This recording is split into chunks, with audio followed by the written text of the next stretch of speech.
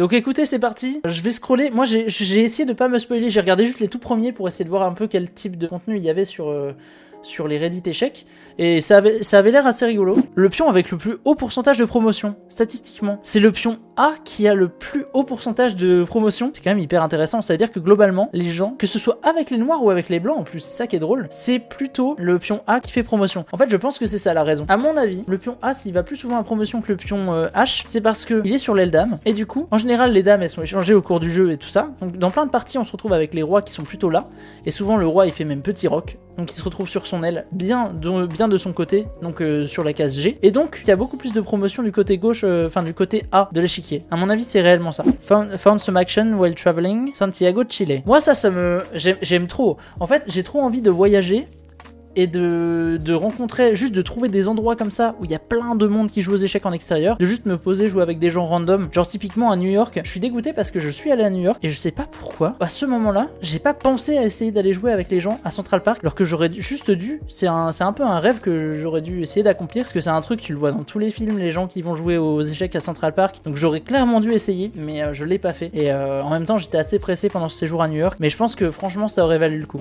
Là c'est une question que quelqu'un pose, ça peut être intéressant de regarder. Est-ce que les gens qui ont de l'expérience avec les échecs peuvent me dire si ça aide d'arrêter le jeu pendant quelques jours pour tout simplement s'aérer les idées et revenir au jeu plus sereinement? Là, la personne a dit qu'elle était arrivée jusqu'à 1180 sur chess.com. Elle a trop forcé, du coup elle est redescendue à 1060. Et en fait, elle pense que c'est vraiment dû à un... Bah, j'ai trop joué d'affilée, du coup, j'ai plus les idées claires. Moi, clairement, je pense que c'est vraiment important. Sur les grandes sessions de stream, après 3-4 heures d'échecs, j'ai un peu de mal à jouer, à avoir les idées claires. En général, là, en ce moment, je fais beaucoup des streams assez espacés, donc j'ai pas non plus, je joue pas non plus énormément d'affilée. Making chess posters. En vrai, c'est sympa, hein. Là, c'est quoi? C'est une partie connue. Tu pourrais aussi mettre ça avec des ouvertures par exemple. Moi, un petit poster du Gambit Black Mortimer, je pense que ce serait assez magnifique. Je trouve ça cool. Si tu aimes vraiment bien les échecs, ça peut passer. Tu sais, pour mettre dans le bureau là, à tout moment, ça pourrait être stylé comme achat. Oh là, un bug de chess.com, qu'est-ce qu'il a eu? Ah, c'est juste qu'il connaît pas la prise en passant, lui, non?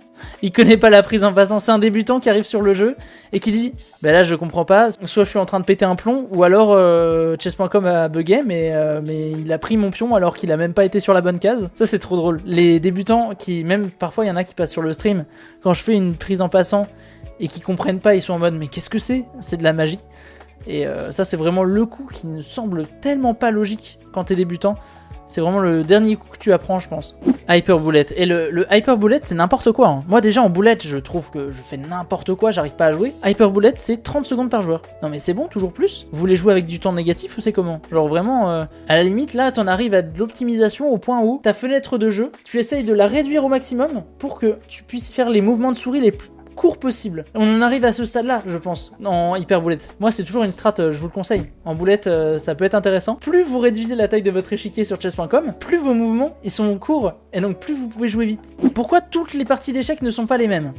Ça, c'est quand même un truc où, quand tu connais pas le jeu d'échecs, tu peux te dire, c'est quand même un des seuls jeux où il n'y a aucun hasard, et si dans un jeu il n'y a aucun hasard littéralement, ou c'est pas un jeu d'adresse ou quoi que ce soit, parce que entre guillemets les jeux d'adresse ça inclut une part de hasard qui est due au fait qu'on est humain.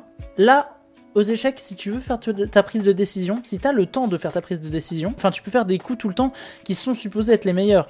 Pourquoi il n'y a pas une seule partie d'échecs, même au niveau professionnel, quand les champions du monde, ils sont potentiellement censés connaître la partie parfaite? Pourquoi ils jouent pas à chaque fois la partie parfaite? Et en fait, c'est vraiment intéressant et j'ai envie de voir ce que les gens ont répondu à sa question. Et lui, il dit, il y a forcément un meilleur coup dans chaque situation. Et quelqu'un lui répond, c'est pas vrai. Dans une situation, en général, il y a 3-4 coups qui, même en vrai, si l'ordi te dit qu'il y a un des coups qui est meilleur, c'est tellement proche que, étant donné que ça va dépendre de comment ton adversaire réfléchit également, les coups, ils vont tous être très bons, en fait, potentiellement. Donc, dans une partie, étant donné qu'il y a plein de coups très bons, bah, tu peux, même en jouant très bien, faire plein de parties différentes. Je pense que c'est pour ça que les professionnels, ils jouent des parties différentes comme nous. Il y a des gens qui disent qu'il y a des problèmes de matchmaking sur chess.com. Honnêtement, j'ai jamais vu de problème de matchmaking sur chess.com, en tout cas à mon niveau. Moi j'ai tout le temps maximum 50 ou 70 points Elo de différence avec mes adversaires, ce qui est pas énorme, et tu peux toujours battre quelqu'un qui est au-dessus de toi ou en dessous de toi à 70 points Elo quoi. Donc franchement, j'ai rien à reprocher à chess.com sur ce point-là.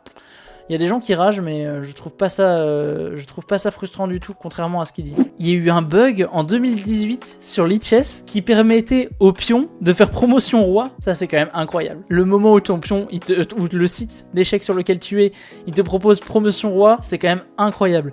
Là, il montre une image sur le Reddit avec un roi juste ici. Un deuxième roi, c'est quand même magnifique. Je sais pas comment l'algorithme d'échecs fonctionne après. Comment il gère les échecs et maths? Si tu mates n'importe lequel des rois, c'est bon? Dans ce cas, c'est 2 fois plus dangereux. Faut surtout pas faire promotion roi.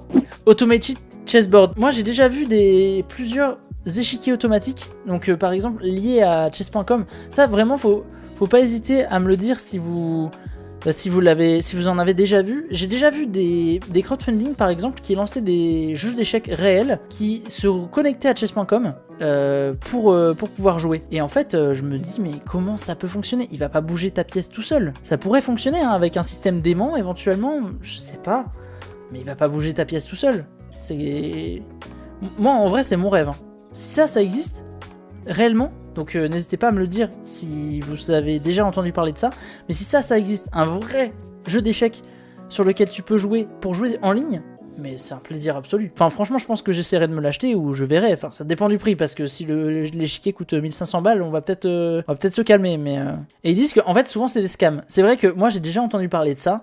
La plupart du temps les gens qui ont développé ça, en fait ça marche pas. Donc c'est pas terrible. Quel échiquier entre ces deux échiquiers est le meilleur pour étudier? Honnêtement, moi j'étudie 100% sur l'échiquier de droite. Hein. L'échiquier de gauche, il est terrible. Après, je sais pas, peut-être que ça peut être agréable, mais moi je trouve l'échiquier de droite en noir et blanc déjà plus grand, plus agréable à utiliser. Et puis, je sais pas, il est plus clair. Le fait de pas avoir de bordure entre les cases, je pense que ça rend le truc beaucoup plus simple à visualiser.